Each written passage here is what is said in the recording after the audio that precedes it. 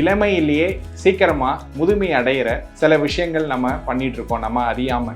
அந்த விஷயங்கள் என்னென்ன, அதை எப்படி நம்ம தவிர்க்கலாம்? வாதம் பித்தம் கபமானது மிகுந்த போது இந்த மாதிரியான சிம்டம்ஸ் நமக்கு இருந்தாவே நம்ம சீக்கிரமா முதுமை அடைய போறோன்றதை நம்ம புரிஞ்சுக்கலாம். உணவுல 6 சுவைகளும் கொண்ட உணவாக நம்ம எப்பொழுதும் எடுத்துக்கொள்வது, இதெல்லாம் நம்ம உணவுல செய்யக்கூடிய சின்ன சின்ன மாற்றங்கள் நம்மளுடைய ஏஜிங் அதை தவிர்க்கிறதுக்கு உதவும்.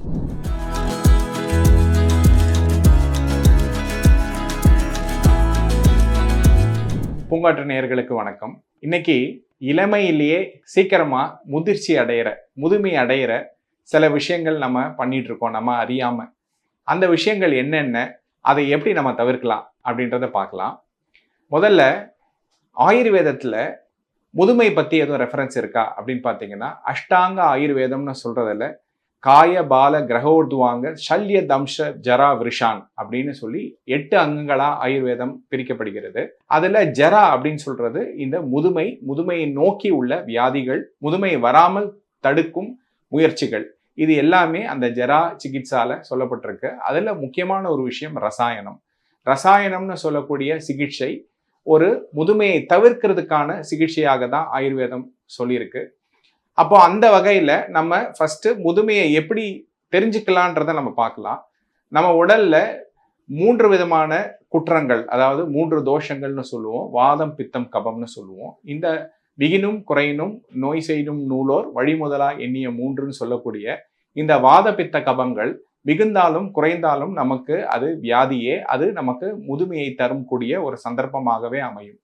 அப்போ இந்த வாதம் அதிகமாகிறதுக்கு என்னென்ன சந்தர்ப்பங்கள்னு பார்த்தீங்கன்னா, அதிகமான பிரயாணங்கள், அதிகமான வறட்சியான குளிர்ச்சியான உணவுகள், தூக்கத்தை பாதிக்கக்கூடிய பழக்க வழக்கங்கள், இந்த மாதிரியான விஷயங்கள்னால நம்மளுடைய வாதம் என்பது உடலில் அதிகரிக்க நிறைய வாய்ப்பா அமையுது.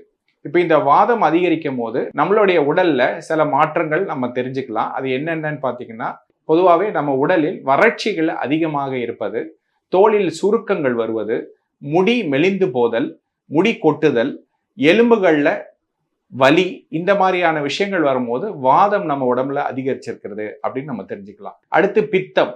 இந்த பித்தம் என்னென்ன காரணங்களால அதிகரிக்கலாம் அப்படின்னு பார்த்தீங்கன்னா, அதிகப்படியான விதக்த ஆகாரம், அதாவது எண்ணெயில் பொரித்த, இப்போ நம்ம சொல்லக்கூடிய இந்த ஃபாஸ்ட் ஃபுட் ஜங்க் ஃபுட் கலாச்சாரங்கள்ல வரக்கூடிய உணவுகளை அதிகப்படியாக உட்கொள்ளுதல், அதிகப்படியாக கோபப்படுதல், மறுபடியும் ராத்திரியில் தூக்கத்தை தவிர்த்தல், இந்த மாதிரியான விஷயங்களால நம்ம பித்தம் அதிகரிக்கிறதுக்கு நிறைய வாய்ப்பு அமையும். இந்த பித்தம் அதிகரிச்சிருச்சுன்னா நமக்கு இளநரை வரலாம், தோலில் நிறைய வீக்கங்கள் நம்ம பார்க்கலாம், அதிகப்படியான உடல் சோர்வு அசதி தெரியலாம். அப்போ இந்த மாதிரியான கண்டிஷன்ஸ்ல நமக்கு பித்தம் அதிகரிச்சிருக்கு அப்படின்னு தெரிஞ்சுக்கலாம். இந்த பித்தம் எப்பொழுதும் அதிகரிச்சு இருந்தாலும் நமக்கு சீக்கிரமாக முதுமை வர்றதுக்கான வாய்ப்பு அமைஞ்சிரும். அடுத்தது கபம். இது அதிகப்படியான ஹார்ட் டு டைஜஸ்ட் ஃபுட், அதாவது ஜீரணத்துக்கு மிகவும் சிரமமான உணவுகள், பொதுவாக பேஸ்ட்ரீஸ்ன்னு சொல்லக்கூடிய உணவுகள், கேக் போன்ற உணவுகள், சாக்லேட்ஸ், ஸ்வீட்ஸ், பிஸ்கெட்ஸ், இந்த மாதிரி உணவுகளை அதிகப்படியாக எடுத்துக்கும் போது நமக்கு ஜீரண மண்டலத்தில் கோளாறு வரலாம். உடற்பயிற்சியின்மை, அதாவது செடென்ட்ரி லைஃப் ஸ்டைல் ஃபாலோ பண்ணும் போது நமக்கு உடல் வெயிட் போடலாம். இந்த மாதிரி காரணங்களால நமக்கு கபம் அதிகரிக்கலாம். இந்த கபம் அதிகரிக்கிறதுனால உடலில் எடை அதிகமாகலாம், தைராய்டு போன்ற பிரச்சனைகள் வரலாம், சிறு வேலைகள் செஞ்சாலும் உடல் அசந்து போதல், சோர்ந்து போதல் போன்ற சிம்டம்ஸ் வரலாம்.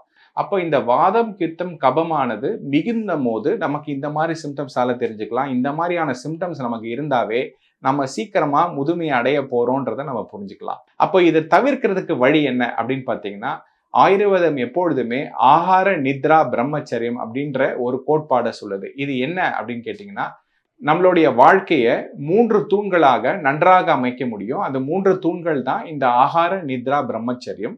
ஆகாரம் என்பது நம்ம உணவில் கட்டுக்கோப்பாக இருப்பது, நித்ரா என்பது நம்ம தூக்கம் எளிதாக அருமையாக வைத்துக் கொள்வது, அடுத்து பிரம்மச்சரியம் என்பது ஒரு ரெகுலேட்டட் லைஃப் ஸ்டைலை நம்ம கடைபிடிக்கிறது. அப்போ இந்த ஆகாரத்துல என்னென்ன நம்ம கொண்டு வரலான்னு பார்த்தீங்கன்னா, பொதுவாகவே அறுசுவை உணவை நம்ம எடுத்துக்கிறது, பசித்து புசி அப்படின்னு சொல்ற மாதிரி நன்றாக பசித்த பின் சாப்பிட்றது, சாப்பிடும் போது மற்ற இடங்கள்ல நம்ம கவனத்தை சிதற விடாம சாப்பிட்றது, உணவுல 6 சுவைகளும் கொண்ட உணவாக நம்ம எப்பொழுதும் எடுத்துக்கொள்வது, இதெல்லாம் நம்ம உணவுல செய்யக்கூடிய சின்ன சின்ன மாற்றங்கள் நம்மளுடைய ஏஜிங் அதை தவிர்க்கிறதுக்கு உதவும். அடுத்து நித்ரா அப்படின்னு சொல்லக்கூடியதுல தூக்கம், ராத்திரி நம்ம ஒழுங்காக தூங்குவது, கரெக்டான டைம் தூங்கி கரெக்டான டைம்ல எழுந்திருக்கிறது, ஆழ்ந்த தூக்கம் வர்றதுக்கு ரொம்ப எளிமையான உணவுகளை ராத்திரி சீக்கிரமா சாப்பிடுவது, ராத்திரி தூங்க போறதுக்கு முன்னாடி இந்த கேட்ஜெட்ஸ் எல்லாம் ஆஃப் பண்ணிட்டு கொஞ்சம் மனசுக்கு அமைதி கொடுத்துட்டு தூங்குவது, இந்த மாதிரியான விஷயங்கள் நம்ம நித்ரால கொண்டு வரலாம். அடுத்து இந்த பிரம்மச்சரியம் அப்படின்னா ஒரு ரெகுலேட்டட் லைஃப் ஸ்டைல் அப்படின்னு நம்ம சொல்லணும். இந்த ரெகுலேட்டட் லைஃப் ஸ்டைல்ல தான் நம்மளுடைய வியாயாமம்னு சொல்லக்கூடிய உடற்பயிற்சிகள் வருது. இந்த உடற்பயிற்சிகள் மட்டும் இல்லாம நம்ம ஒரு நல்ல மனிதனாக வாழ்வதற்கு என்னென்ன செய்ய வேண்டியமோ, அதாவது நம்ம குடும்பத்துக்கு என்னென்ன செய்யணும், நம்ம கடமைகள்னு ஒன்று இருக்கு இல்லையா, இந்த சமுதாயத்தை நோக்கி நம்ம கடமைகள், இந்த மாதிரியான விஷயங்களை கரெக்டா செஞ்சுட்டு வரும்போது அது ஒரு ஒழுங்கான வாழ்க்கை முறை ஆகும். அதை தான் ஆயுர்வேதம் பிரம்மச்சரியம்னு சொல்லுது. இந்த ஆகார, நித்ரா, பிரம்மச்சரியம் ஆன 3 தூண்களை கரெக்டா நம்ம கடைபிடிச்சாவே இளமையில் முதுமை வரக்கூடிய ஒரு சந்தர்ப்பத்தை நம்ம தவிர்க்க முடியும். நன்றி, வணக்கம். பூங்காற்று இது நாளைய நல்வாழ்விற்கான வழிகாட்டி.